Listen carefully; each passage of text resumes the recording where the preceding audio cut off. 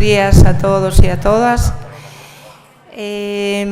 Vamos a comenzar ahora a mesa redonda esta sobre alimentación e envellecemento.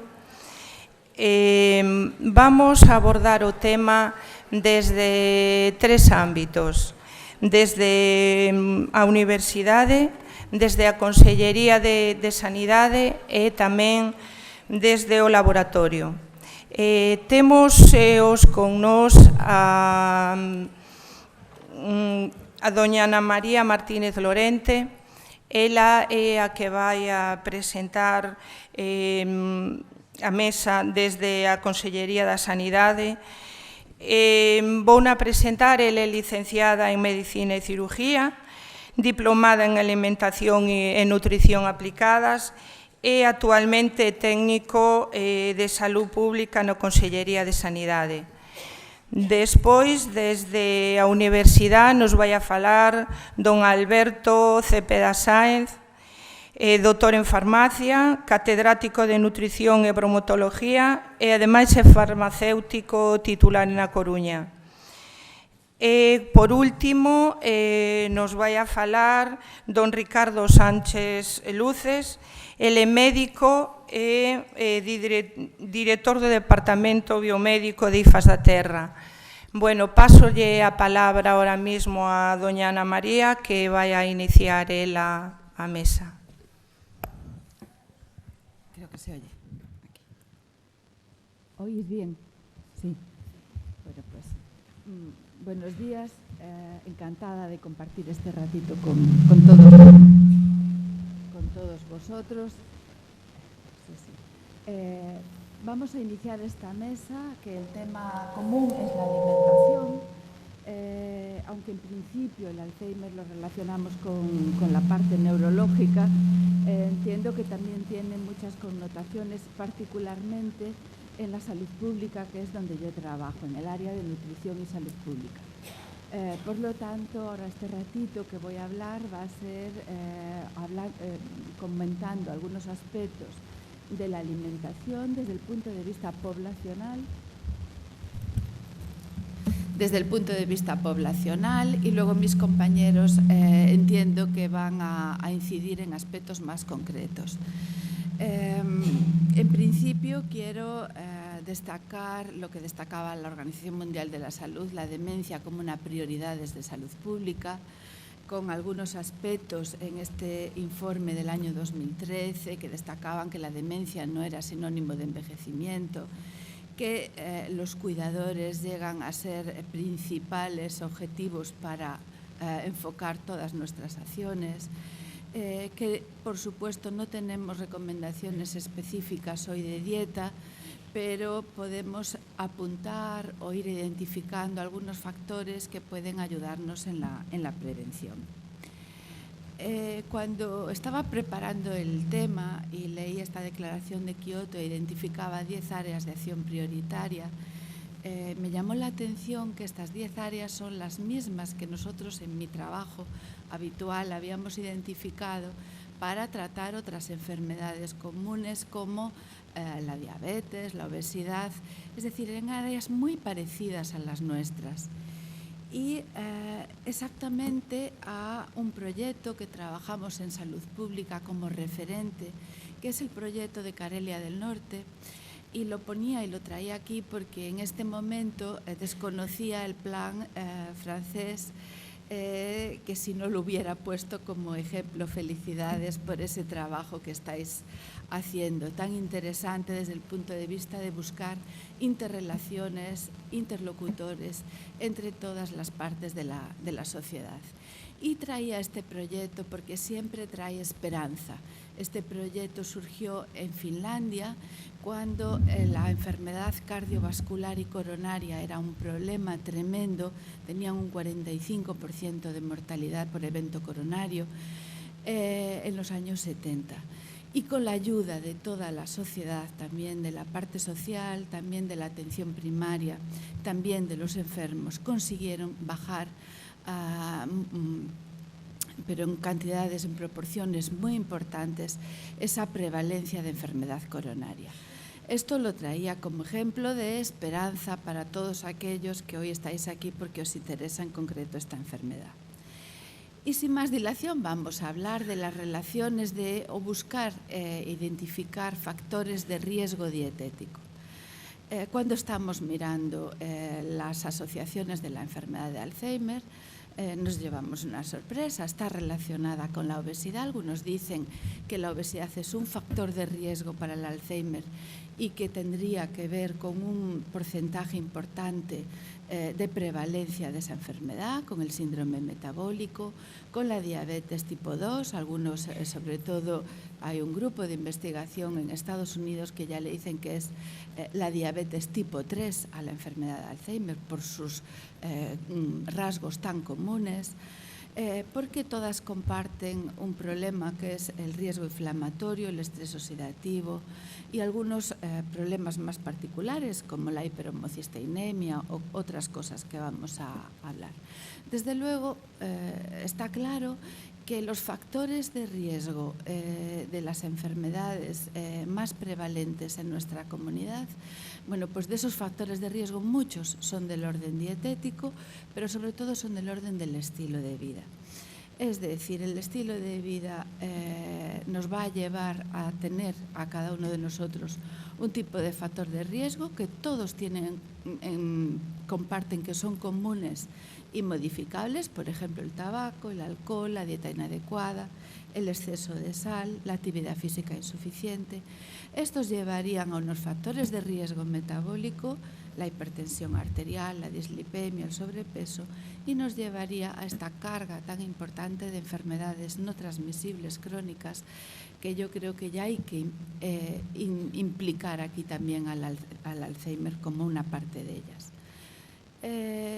Revisando el tema que nos ocupa, veíamos que tanto la diabetes como la hipertensión, como la obesidad, como la depresión, como el sedentarismo, tenían entre todos unos factores comunes que era la inflamación, la oxidación, una disrupción del funcionamiento celular y un daño para la célula. Esto parece que es común a todas estas enfermedades, también a ella. Y de tal forma que algunos grupos, como este que os muestro, han desarrollado sistemas de proyección y comentaban que bajando estos factores de riesgo se podría bajar la incidencia de enfermedad de Alzheimer.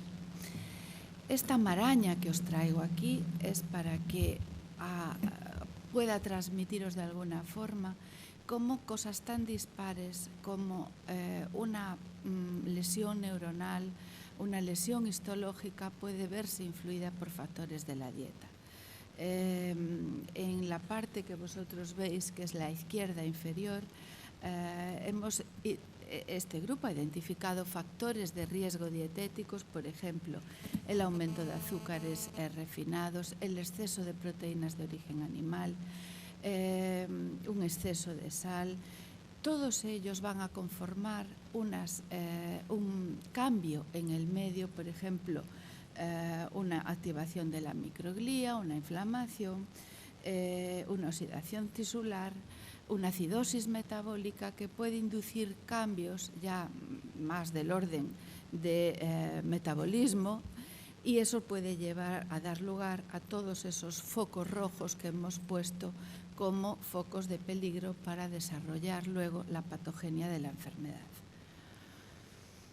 Por otro lado, hemos identificado esos factores que parece que son comunes.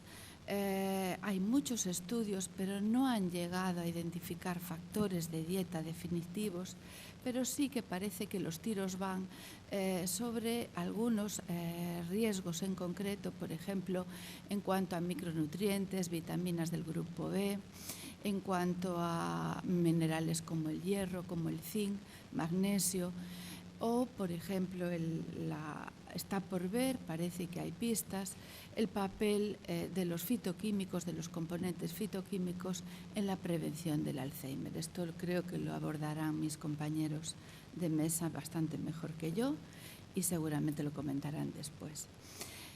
Hablábamos de inflamación, de riesgo metabólico, hablábamos de estrés oxidativo Y cuando hablamos de todo esto, no queda otra que traer como ejemplo la dieta mediterránea, como el ejemplo de dieta saludable. También luego hablaremos de nuestra dieta atlántica, o supongo que Alberto lo comentará. Pero en cualquier caso, el patrón, el modelo de dieta mediterránea, parece que podría estar detrás de esa posibilidad de prevención o de mejora en la incidencia de Alzheimer. La dieta mediterránea era el patrón de los habitantes, el patrón dietético de los habitantes de la cuenca mediterránea en los años más o menos 60.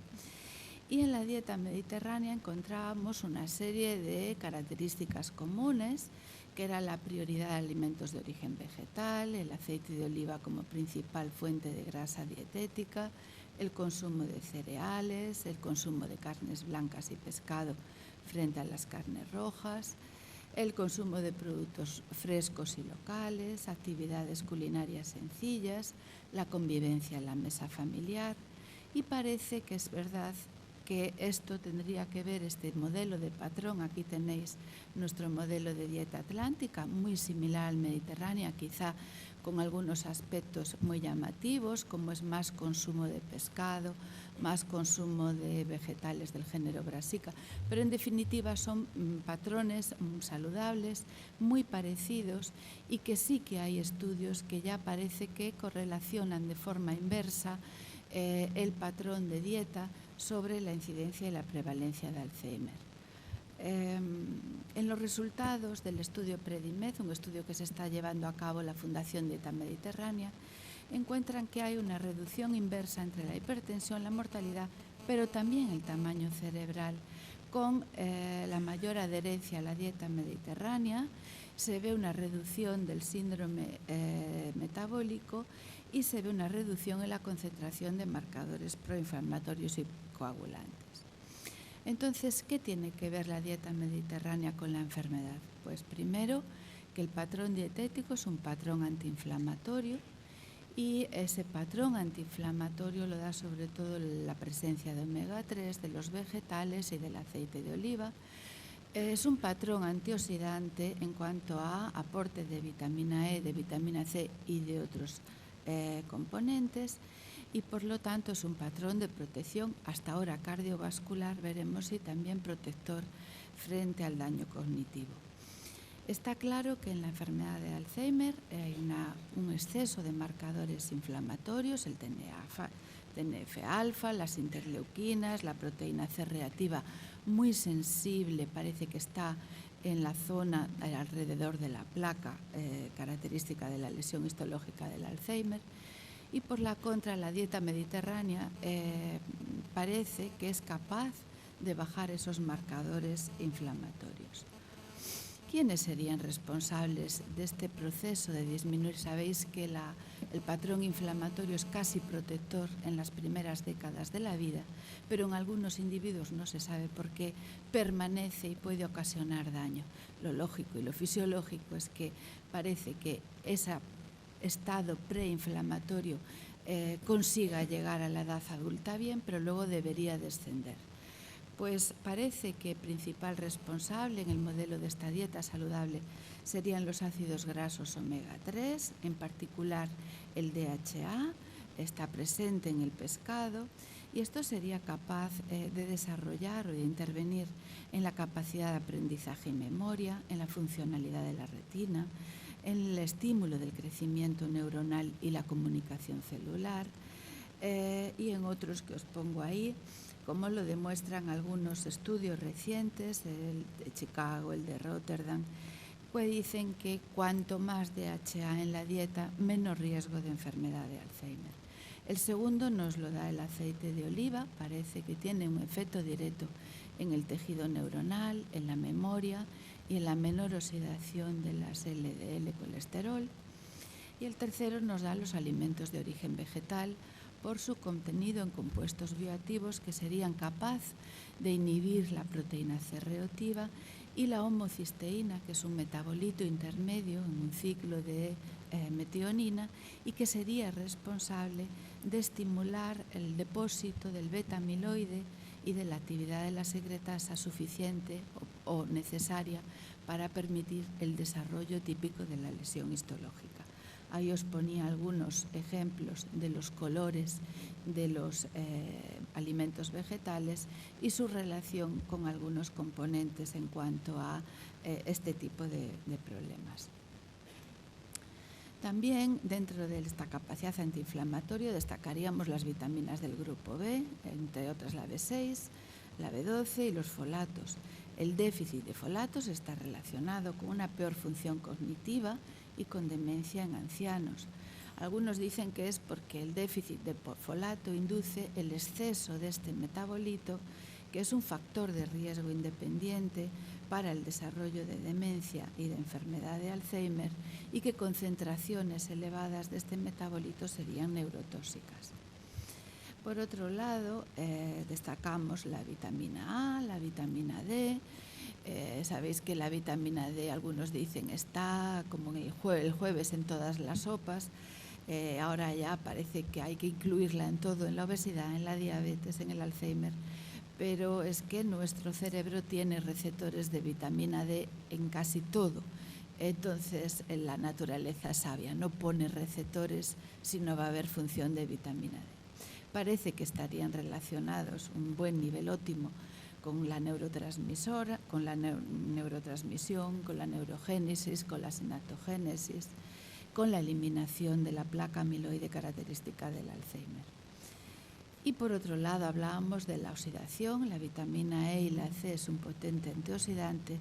De todas formas, yo no he encontrado evidencia, no sé si ellos lo comentarán luego, parece que sí, que parece que está relacionado con el mantenimiento de la función cognitiva, con la protección de la membrana neuronal, aunque todavía la investigación es incipiente y los resultados pueden ser contradictorios. De todas formas, parece que nuestro modelo de dieta mediterránea está cambiando, sobre todo en la gente joven. De esos objetivos de consumo de dieta mediterránea en España al menos nos quedamos mermados en cuanto al consumo de fruta, en cuanto al consumo de leguminosas, en cuanto al consumo de frutos secos, particularmente la región noroeste, y creo que eran aspectos que deberíamos de abordar. En cualquier caso, parece que entre los factores de dieta habría que bajar el sodio, la grasa total, la densidad energética, la grasa saturada, y había que aumentar el consumo de omega 3, sobre todo de DHA, de ácidos grasos monoinsaturados. Ese colesterol está equivocado, tendría que estar en la parte roja.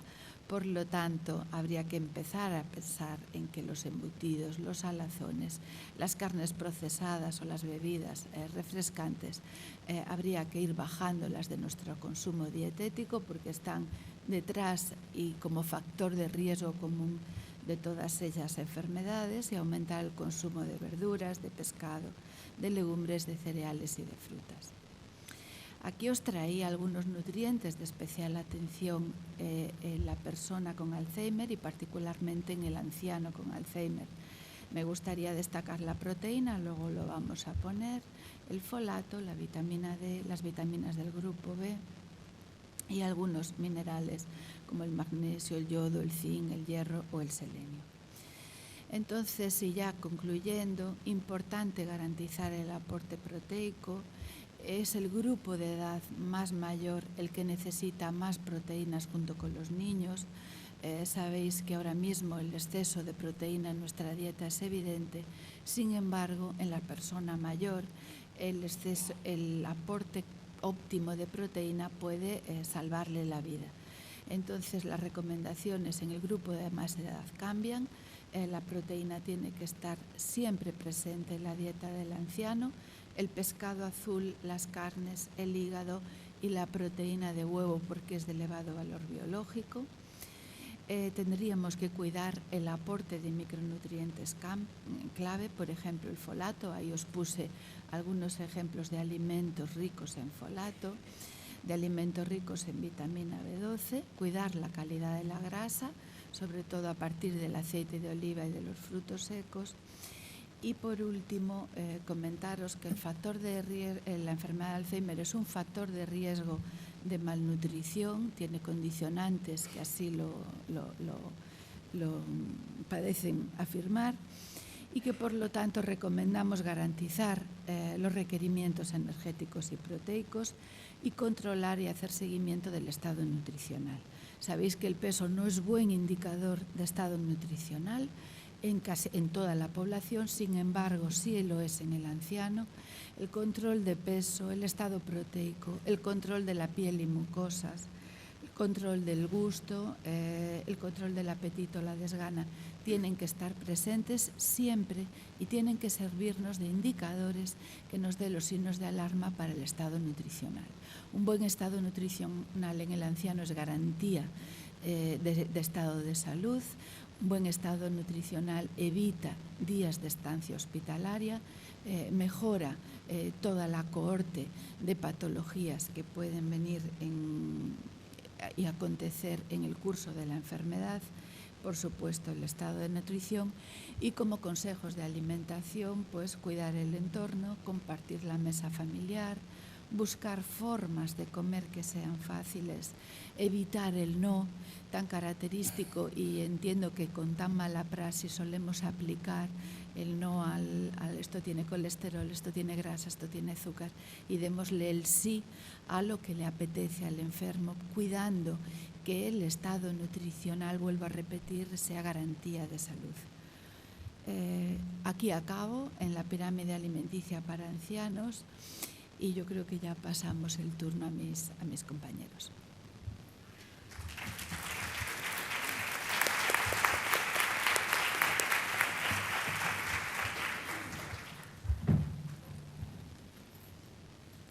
Cambiamos. Creo que vienen a cambiar la presentación. Casi mejor al final. Yo creo que sí, si nos vamos a...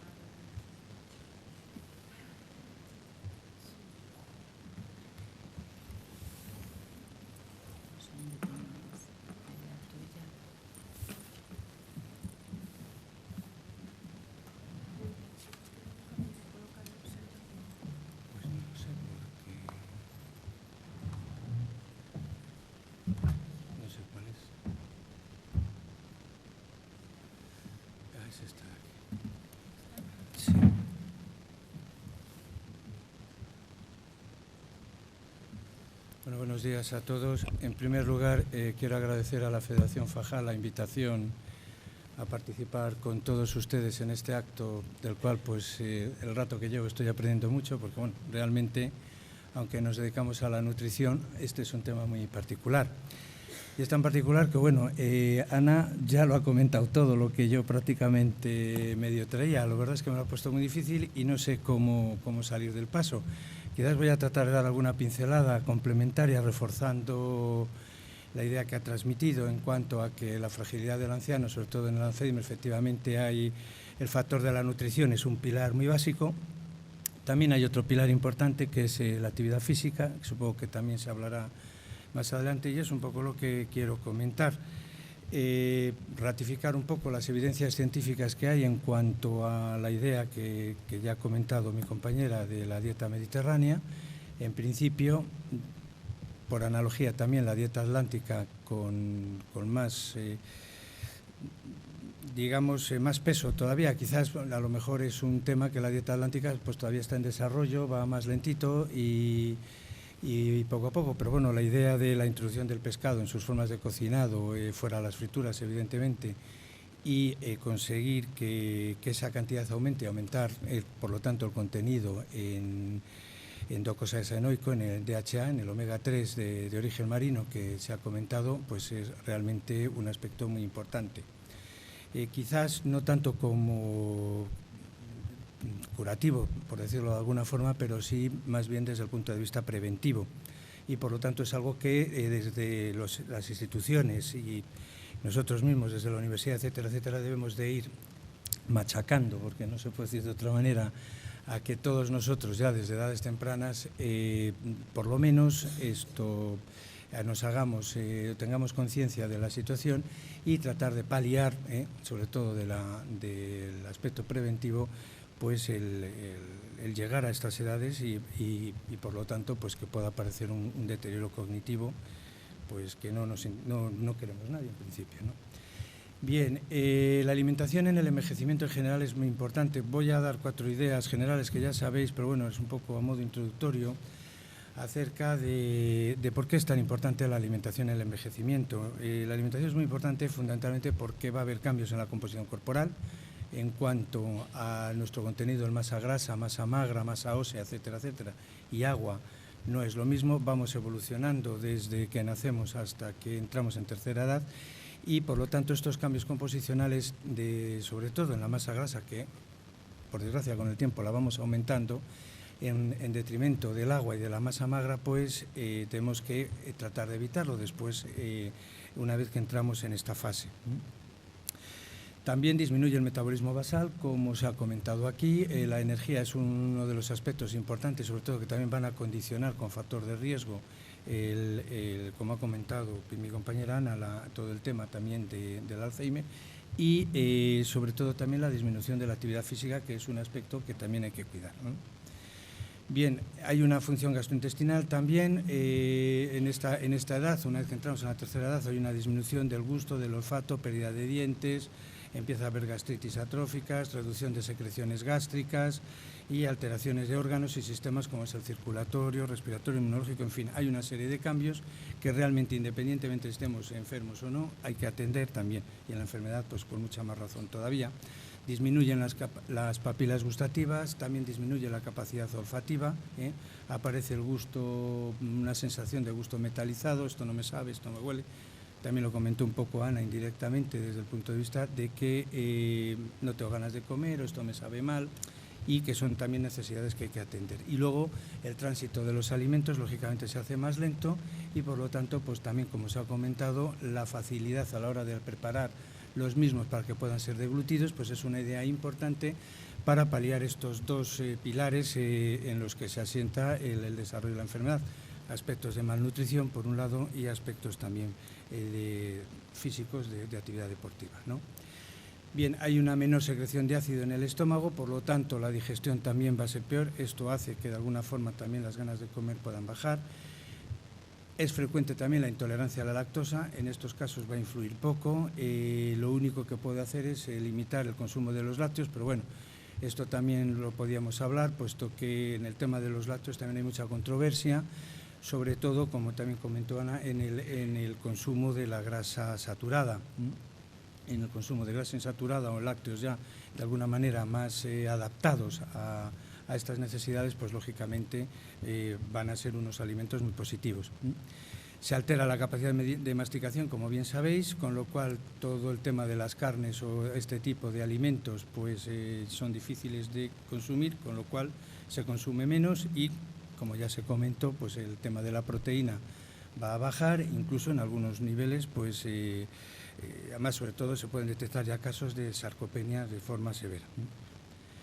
Bien, por lo tanto hay que evaluar la salud física, la capacidad funcional, la salud psicológica, factores socioambientales, como se ha comentado ahora, y sobre todo atender a las necesidades importantes de las vitaminas, como se ha comentado también, de la vitamina B12, el ácido fólico, sobre todo, y el déficit de vitamina D. El déficit de vitamina D, lo mismo que la vitamina E y la vitamina C, de todas ellas hay, haciendo una revisión bibliográfica en Scopus o en Medline, pues no está del todo claro su papel en esta enfermedad.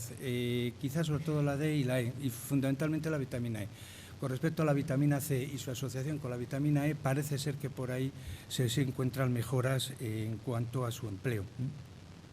Claro, esto nos da pie también a hablar algo que nos ha comentado aquí, que es un poco la cuestión de los suplementos alimenticios, ¿no? Que los suplementos, bueno, pues sabéis, hay gente que está a favor, hay gente que está en contra. Luego también comentaremos un poco las últimas tendencias en cuanto a la nutrición en este sentido, porque bueno, antes quería terminar un poco esta cuestión. El calcio también tampoco nos va a afectar mucho en el Alzheimer, pero sí, por ejemplo, el déficit de zinc, el tema de la fibra también es importante, sobre todo el zinc y otros, selenio y demás, como se ha comentado también en el tema de antioxidantes, que parece ser que, bueno, sí hay evidencias científicas desde el punto de vista de que tienen un papel importante también, ya no solo en la prevención, sino también un poco en el desarrollo de la enfermedad en cuanto a paliarla o reducirla. Sobre todo determinados alimentos, como luego comentaremos, incluso la propia cafeína también se está viendo que puede tener un determinado efecto. El té verde también tiene muchísimo interés, y sobre todo también el aceite de oliva, pero el extra virgen. Tiene un componente que es el oleocantal, que como luego veremos es un polifenol, que bueno, está teniendo todos los estudios que se están haciendo con él mismo, parece ser que apuntan en una muy buena dirección cara a eliminar sobre todo el tema de la homocisteína, que se ha comentado aquí también, reducir también el plegamiento de la proteína beta-amiloide y también de la tau. Bueno, en fin, hay resultados interesantes, en ese sentido, bueno, luego lo comentamos. Y bueno, las deficiencias que nos podemos encontrar al final, pues en general estamos hablando de temas que siempre hay que abordar, la sarcopenia, la caquexia, en fin. Esto que también pues puede aparecer en cualquier tipo de paciente ya en la tercera edad. Bueno, esto voy a correr un poquito porque no tiene mayor interés. Esto ya se ha comentado, quizás insistir en el tema de la proteína, al menos 0,8 gramos por kilo y día.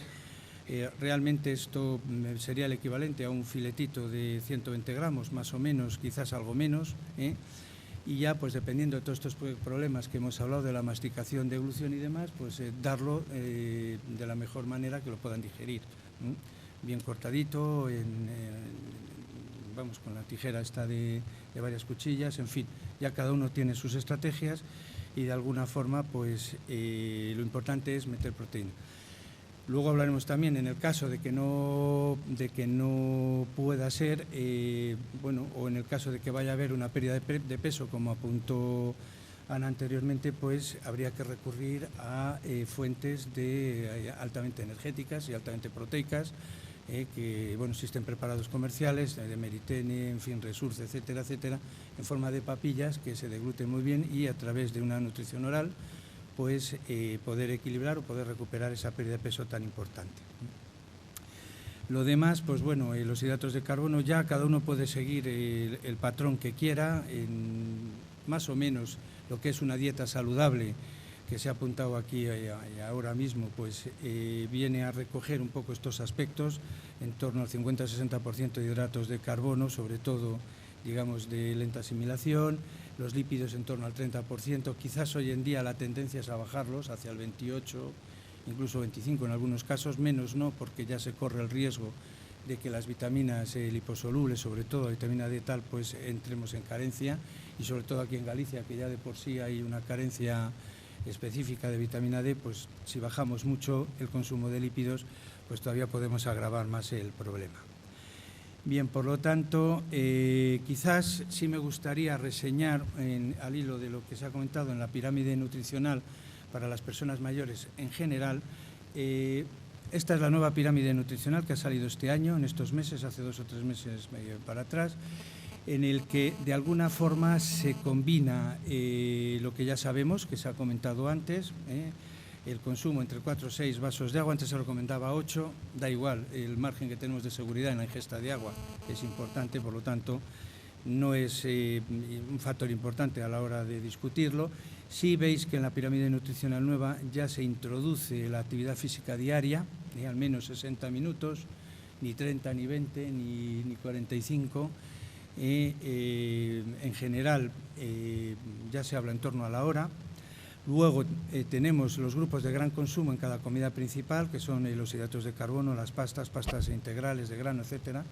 Quizás frutos secos también se van incluyendo, frutas y verduras, se mantienen las raciones entre 5 y 6 raciones diarias. Pero bueno, lo que sí me gustaría resaltar son 2 cosas. Una, que en la cúspide de la pirámide, como opción individualizada, pero ya recomendada, que hasta ahora pues había siempre su controversia, se incluyen los suplementos nutricionales. Y dentro de estos suplementos nutricionales, fundamentalmente la vitamina D y los folatos, en general todos.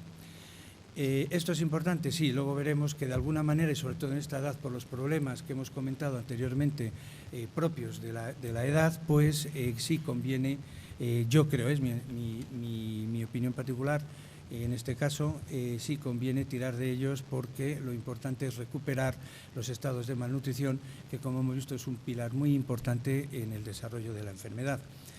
Y luego está la otra controversia, que es el tema del alcohol, el vino y la cerveza, que bueno, en este caso pues sí cabe decir que hay evidencias científicas que el consumo muy moderado de alcohol y algo de cerveza, dentro de los cánones que de alguna manera se están recomendando en cuanto a tomar 2 vasos de vino, o más o menos sobre 500-600 mililitros de cerveza, pues sí puede tener o pueden ser factores protectores del Alzheimer.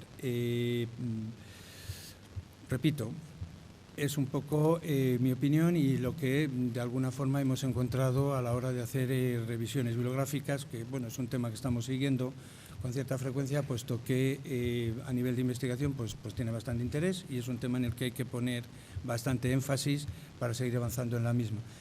Quizás a nivel nutricional, aparte de lo que ya comentó mi compañera anterior, poco más cabría decir. Simplemente, repito, quedarnos con esta idea. El tema del alcohol puede estar bien. De hecho, se pueden comentar chistes, algunos de ellos por romper un poco el hielo.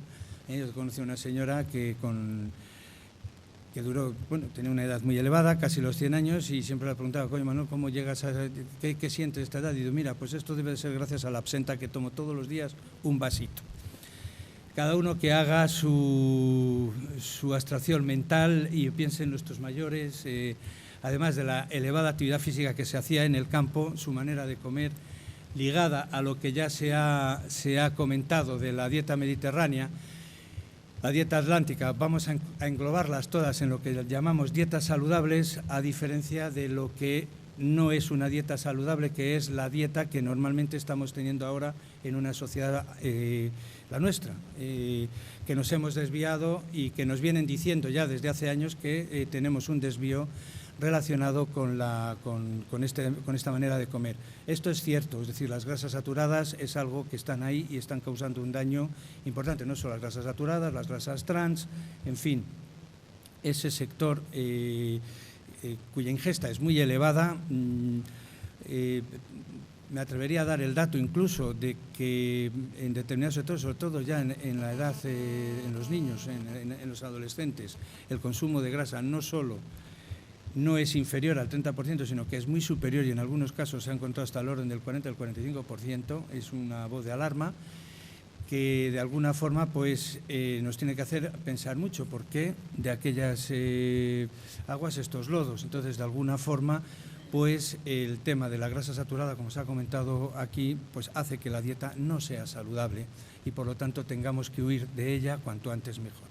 Pero bueno, repito, la idea de la suplementación nutricional, yo creo que sobre todo en la persona mayor y en las enfermedades, en las demencias en general asociadas, pues puede ser un buen arma para al menos mantener y recuperar un poco todo lo que es la caquexia que veíamos, la sarcopenia, en fin, evitar de alguna forma esa desnutrición que comentaba antes mi compañera también. No voy a hablar mucho más de esto, es decir, las recomendaciones, quizás sí voy a apoyar un poco la recomendación de actividad física, vamos a hablar un poco sobre ello, el sobrepeso también, pero también la desnutrición es importante. Muy importante la reducción de las grasas saturadas, quizás es lo más importante. Consumir los omega 3. Los omega 3 tampoco pasa nada en tomarlo en suplementación. Si alguna persona, por el tema personal, que también se comentó, por el gusto de aversiones y preferencias, no come pescado, por ejemplo, pues yo que sé, en mi tierra en Castilla, pues es muy frecuente no encontrarte personas que no tomen tanto pescado, pues sí se puede suplementar en estos casos, en torno a 3 gramos de omega 3, pues viene bien. Beber agua, moderar el consumo de azúcar, importantísimo también, aumentar el consumo de fibra, también evitar el tabaco, lo mismo, y la ingesta adecuada de la vitamina D y del calcio, también mantenerla en general. Y luego, como se ha comentado antes, también elegir alimentos de fácil masticación. Pero bueno, sí quería pararme un momentito en esto, un poco en lo que es la fragilidad de las personas de tercera edad, 2 minutos, sí, que de alguna forma la actividad física tiene que formar parte, ya se incluye en la pirámide nutricional, y tiene que formar parte porque es un pilar muy importante que reduce de alguna forma también o ayuda a la reducción de la aparición de la enfermedad. Teniendo en cuenta que esta fragilidad de la tercera edad pues es multidimensional, como se hablaba ahora, y por lo tanto pues un pilar, repito, muy importante es la condición física para evitar que esta fragilidad pues de alguna forma se mejore. Hay artículos que traía uno que simplemente pues indican que las medidas preventivas en factores protectivos son bastante más eficaces de alguna manera en las enfermedades de demencia cuando se practica deporte.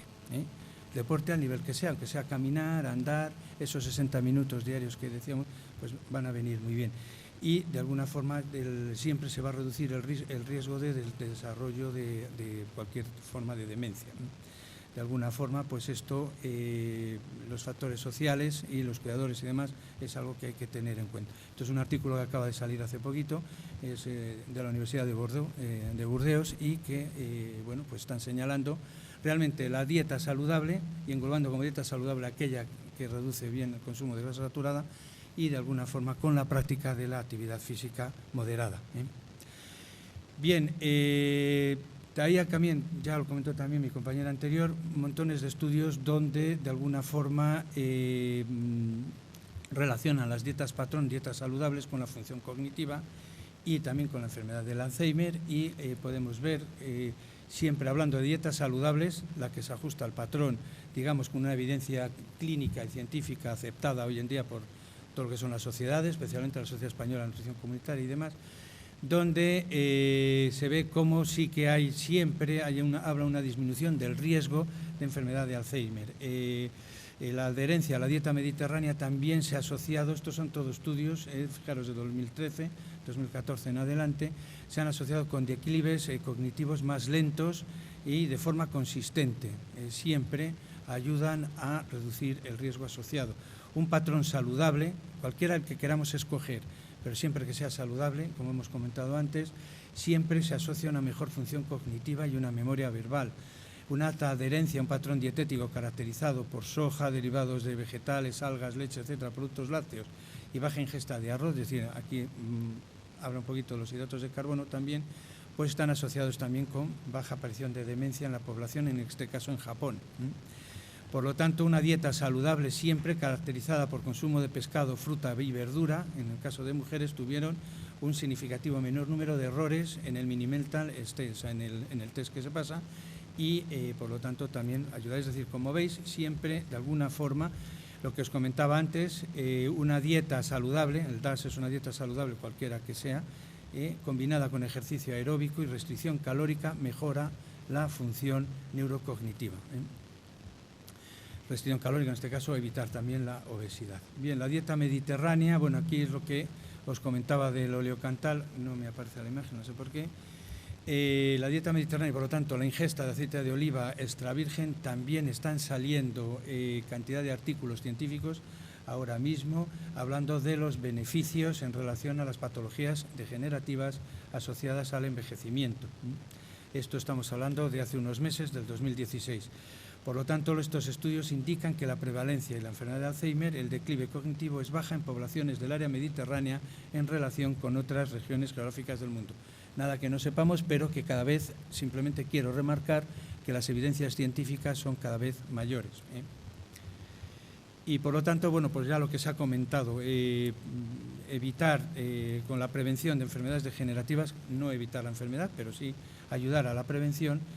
Pues tenemos los ácidos grasos omega 3 ya comentados, los fosfolípidos en general, flavonoides, alimentos ricos en antioxidantes, frutas, verduras y luego el té verde es uno de los que más están promocionando ahora mismo, quizás también la cafeína como componente del café, pues entran dentro de uno de los pilares muy importantes también para la prevención de la enfermedad. Cada vez hay más evidencias científicas en el empleo de fosfolípidos, de flavonoides sobre todo, y de antioxidantes en general, selenio, el zinc también muchísimo, en relación a la prevención de la enfermedad. Todo el grupo de vitaminas, como ya se ha comentado antes, también. Esto no baja. Bueno, la vitamina E, vitamina C, vitamina D, esto está un poco en revisión todavía, el selenio, polifenoles y Hoy en día están surgiendo otros componentes como es la cúrcuma, el colorante, que también tiene bastantes estudios ahora mismo en relación a la prevención de la enfermedad de Alzheimer. La upercina también es otro antioxidante y dentro de las proteínas un aminoácido también que está teniendo mucho interés, que es la arginina. Y para finalizar, pues resumir lo resumido, es decir, evitar grasas trans, evitar azúcares simples, los lácteos sin desnatar, consumo moderado, sobre todo porque bueno, hoy en día ya tenemos lácteos diseñados mucho mejor para desde el punto de vista cardiosaludable y demás, y luego la grasa animal y la carne muy procesada también, y lo mismo que os dijo anteriormente, el tema del sodio reducir. Por mi parte, pues nada más, reiterar mi agradecimiento y...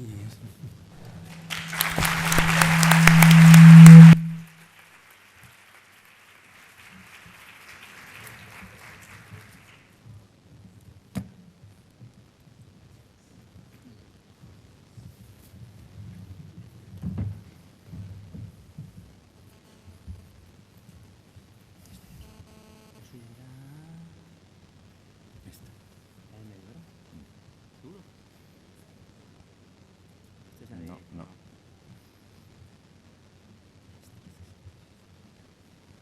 No.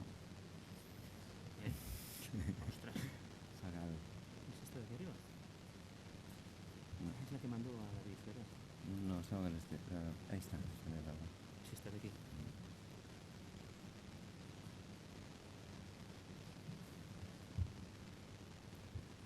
Es esta. Sí. Muy bien.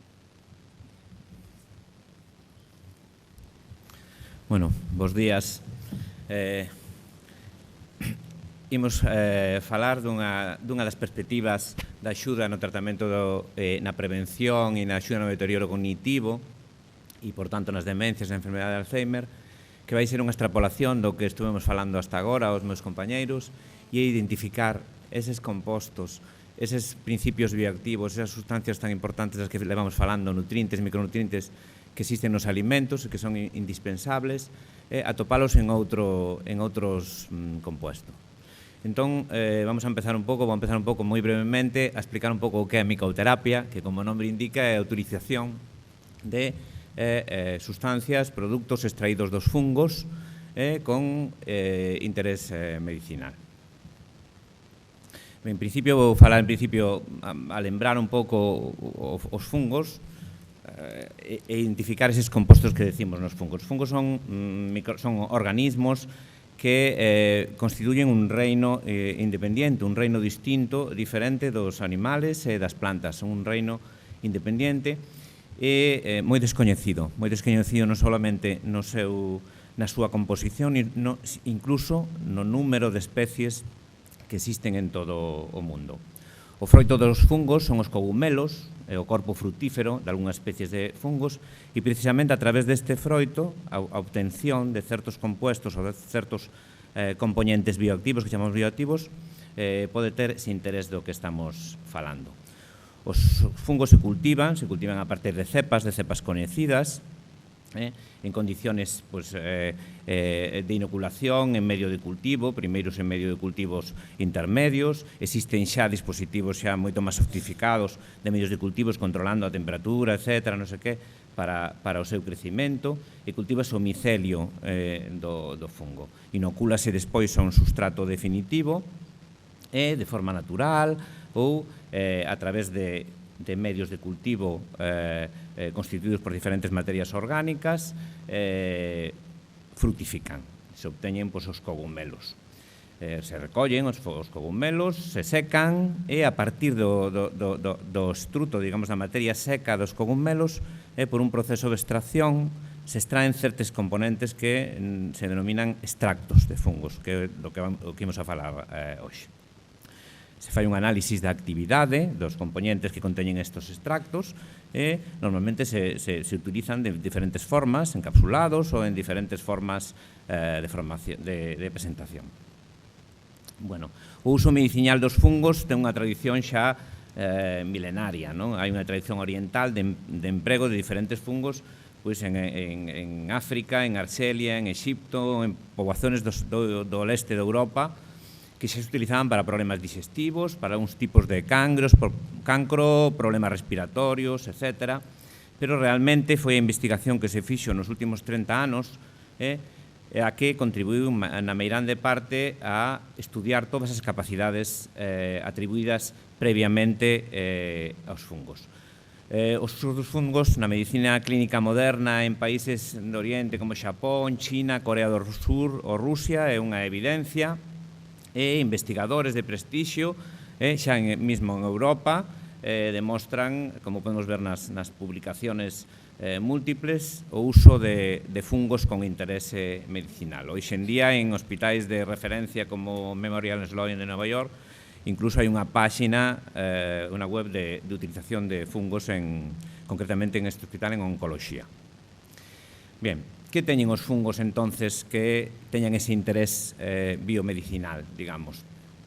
Si vemos os compostos que se poden aislar nos principales fungos conocidos de interese medicinal, empezamos a reconocer componentes bioquímicos que nos semellan a outras estruturas das que vimos falando hoxe esta mañán. Vemos aí terpenos, vemos fenoles, vemos betaglucanos, vemos péptidos, complexos péptidos proteínas, esteroides, compostos parecidos a la fibra, a propia fibra ou derivados da mesma, es decir, estruturas químicas, compostos bioquímicos que forman parte da estrutura da vida, que forman parte dos componentes de moitos fármacos que se utilizan en moitas patoloxías. Por iso, o interese medicinal en xeral radica precisamente xustamente na riqueza ou na presenza destes compostos.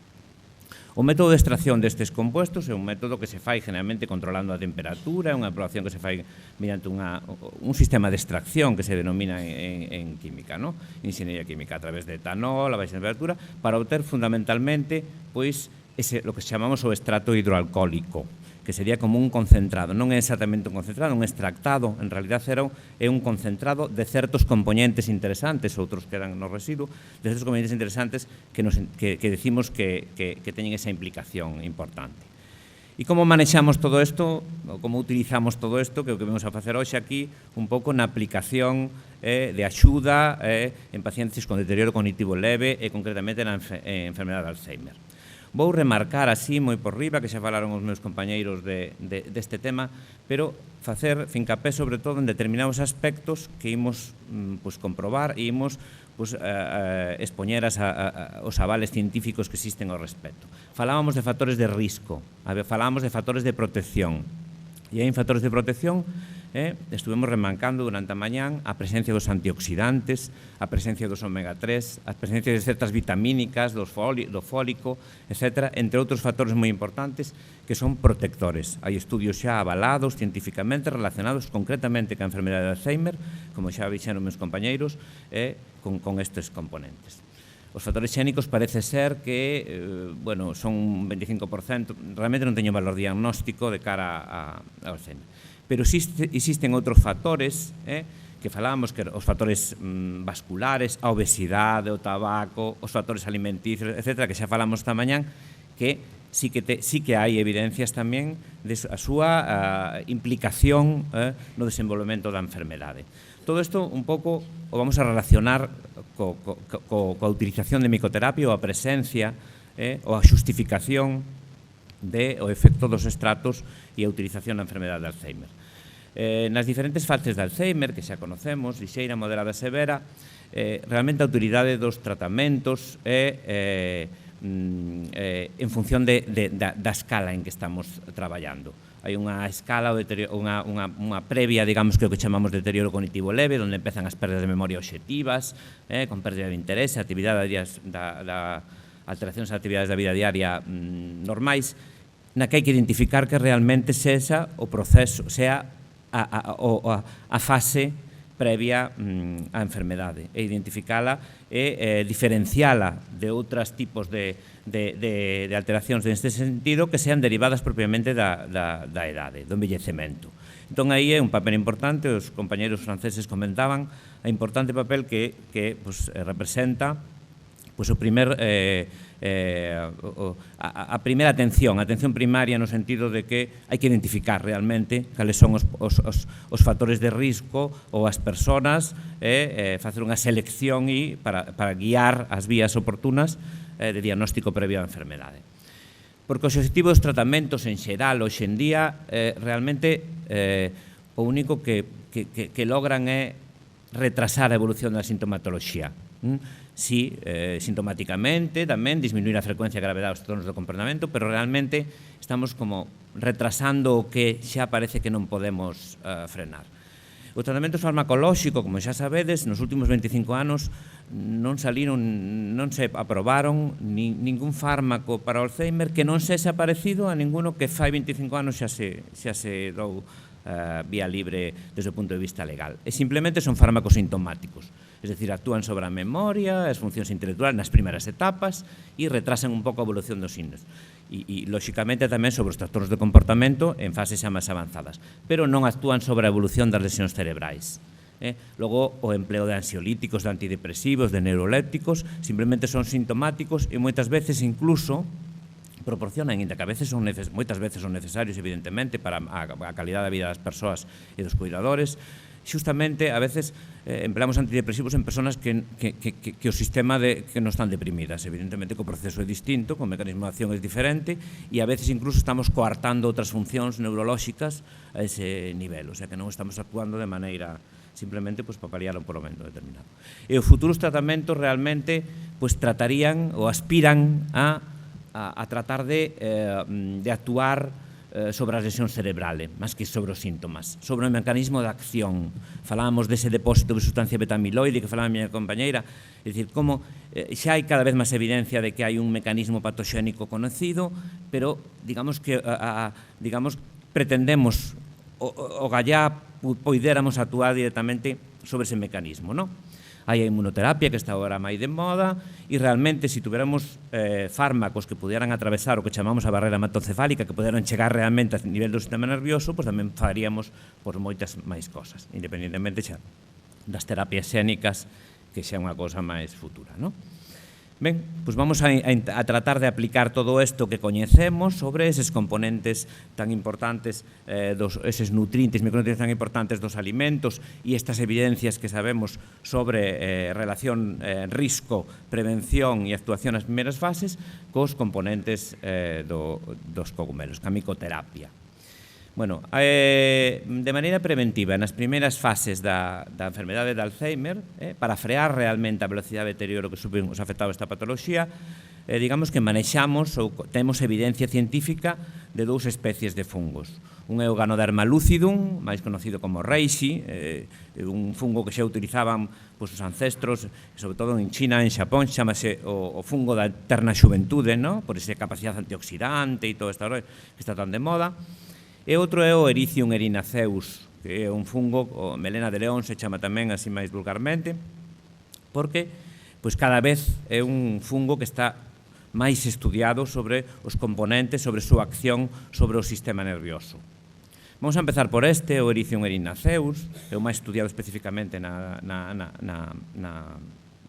demencias, e ten unha especie así como de aspecto como se fora así peludo, por eso se chama melena de león, e realmente a importancia que ten o sistema nervioso é porque ten a capacidade de exercer un efecto estimulador sobre un neuropéptido que hai aí no cerebro, cada vez teamos máis no sistema nervioso, que é o factor de crecimiento nervioso, o NGF, o factor de crecimiento nervioso. Bien, o factor de crecimiento nervioso é un factor importante que actúa sobre o sistema nervioso central e periférico, sobre a supervivencia, a diferenciación, a potenciación, a sinapsis das neuronas. Eso sabemos.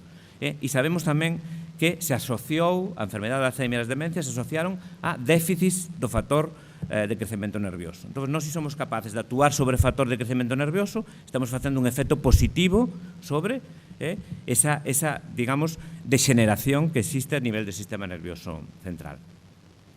Ademais, se comprobo que hai componentes claves no Erythrum erinaceus, que son as erinacinas, que son capaces de atravesar a barreira hematocefálica. Chegan hasta aí. Xa veremos o que fan, o que non fan, etc. Isto todo está en investigación, pero chegan a actuar no sistema nervioso. As aplicacións clínicas, por tanto, da utilización deste fungo nas demencias en xeral e no Alzheimer van dirixidas a mellorar a función cognitiva. Es dicir, actuar aí sobre esa mellora a nivel do NGF, a nivel do sistema nervioso, e mellorar a atención, a memoria, a independencia funcional, que son derivadas desas sinapsis e desas acciones a nivel do sistema nervioso. Hai estudios xa feitos con pacientes, resultados clínicos, aos que, despois de pasarse a escala de demencia utilizada para o diagnóstico de seguimento de Alzheimer, eran pacientes con deterioro cognitivo leve que, tras 6 semanas de tratamento con extracto de ericio irináceos, observaban melloras a nivel cognitivo según a escala, e que, ademais, despois de al reducilo, diminuían. Outro fungo do que falábamos, o Ganoderma lucidum. O Ganoderma lucidum, o reishi, é a especie máis coñecida realmente. Hai publicaciones a nivel de PubMed e todo que podemos encontrar de moitas acciones, porque a cantidad de compuestos bioactivos que ten recoñecidos, identificados no Ganoderma lucidum, máis de 130 coñecidos, son todas estructuras esteroideas, etc., que permiten a aplicación clínica en un montón de patoloxías, non só do sistema nervioso, sino patoloxías autoinmunes, cardiovasculares, de protección hepática, etc., que agora non veñen a cuento, pero que radican en esa composición tan, digamos, variada. As aplicacións clínicas no Alzheimer están basadas concretamente na acción antioxidante. O cerebro dos pacientes de Alzheimer presenta un daño oxidativo significativo, que xa comentamos, estuvo comentando hasta ahora. Asociado xeralmente, ou creemos que asociado a la acumulación anormal de esa proteína beta-amiloide. Pois ben, hai triterpenos e hai polisacáridos no Ganoderma lucidum nos que se demostraron actividades antioxidantes en humanos e aumento da actividade de enzimas antioxidantes. O sea, o efecto, por un lado, o efecto antioxidante que decíamos que pedíamos. E logo outro efecto en relación ca degeneración sináptica, esa degeneración nas uniones, o que chamamos sinaptotoxicidade, que era a afectación esa que existe nos pacientes de Alzheimer, pois derivada de la proteína beta-amiloide, que se depositaba, pois non hai. Pois bien, tamén hai estudios en que a degeneración sináptica no proceso da enfermedade de Alzheimer, o estrato de Ganoderma lucidum é capaz de atenuar esa sinaptotoxicidade inducida polo beta-amiloide. Ademais, estudios co Ganoderma lucidum en relación ca xestión do estrés, do tempo de sono, etc., como relaxante a nivel psicolóxico, tamén nos permiten utilizalo en pacientes en fases máis avanzadas do Alzheimer, no que o empleo de ansiolíticos e tal é relativamente frecuente. E é un pouco estas evidencias que temos. Cada vez temos máis estudios en relación con estes dous fungos, a todos os niveles, pero en función. Estamos intentando, mediante un equipo en IFAS da Terra, onde eu pertenezco ao equipo investigador, en diversas patoloxías asociadas aos cambios neurodegenerativos e outras patoloxías neurolóxicas como Parkinson, como esclerosis múltiple, e aproveitar cada vez estes coñecementos que tenemos sobre esas sustancias bioactivas en base da axuda en este tipo de enfermedades nos que os tratamentos son tan pouco efectivos e que hasta agora non hai ningún que supere a acción dos cuidadores. Moitas gracias.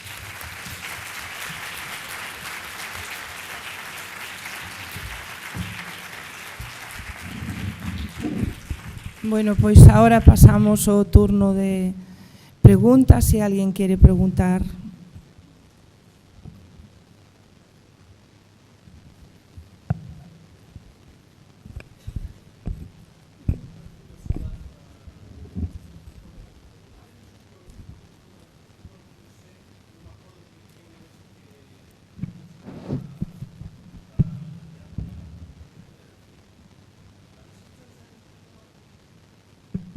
Habéis hecho ensayos, pero aquí en Galicia ou en España? Vamos a ver, estamos agora en período de investigación, digamos, con varias estruturas. O problema da investigación en calquer tipo de patoloxía ou calquer tipo de tal é que hace falta financiación. Entón, estamos ahora en varios ensayos con entidades públicas, concretamente ahora temos un Hospital Clínico de Santiago, tamén temos unha fundación Juan Canalejo, en base a estudios, pero o problema dos ensayos, dos estudios, requiere financiación, estudio, e que unha empresa realmente a nivel clínico, etc., realizarlo é moi costoso. Estamos en vías desto. Os estudios que hai celulares sobre a proteína beta-amiloide, oxidación e tal, son estudios en cultivos celulares. Ese estudio da escala que eu mencionei é un estudio é un estudio en pacientes xa, un estudio clínico que é importante. Nos temos nosos propios estudios, digamos, de investigación en pacientes tratados con deterioro cognitivo leve e os resultados que obtemos a través dos cuidadores, que realmente é difícil o paciente de Alzheimer, sobre todo para evaluar, é difícil para tratar, é difícil para estudiar, porque a información que temos xa en todas as enfermedades degenerativas é o mismo, todas van a peor. Entón, el demostrar unha efectividade ou un resultado positivo a veces é complicado, non? Positivo con respecto ao que podía ser neste intre, pero sí que evidentemente a labor sobre todo, bueno, pues certos cuidadores que poden comunicarse ben, sí que temos pues estudios a pequena escala, pero que, bueno, teñen que estar avalados evidentemente para poder publicalos e feito, pero hai moitas cousas en marcha. Unha delas que é moi positiva é isto de hoxe. Eu xa estuve intervindo en varias, na asociación, concretamente en AFAPA, a Asociación de Alzheimer de Pontevedra, tuvemos varias charlas, a partir dese momento, pues tuvemos un feedback moi positivo en persoas que traballan con Alzheimer, a todos os niveles, en todas as etapas, en neuroloxía ou en estudios, incluso pues, de investigación de enfermedades neurolóxicas en París. É dicir, a veces todo isto ten que é un camino moi lento, moi longo, e estamos en eso.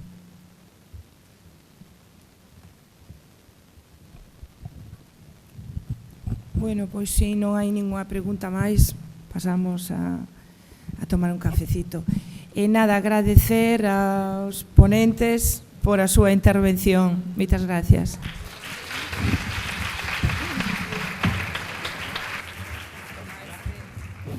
Esta era. Hola, hola. Bueno, como habéis comprobado, vamos con retraso. Entonces, vamos a reducir un poquito los tiempos en general, incluido del café. Por favor, si podemos estar todos aquí a I-20, os lo agradecía, porque así no nos demoramos más tarde.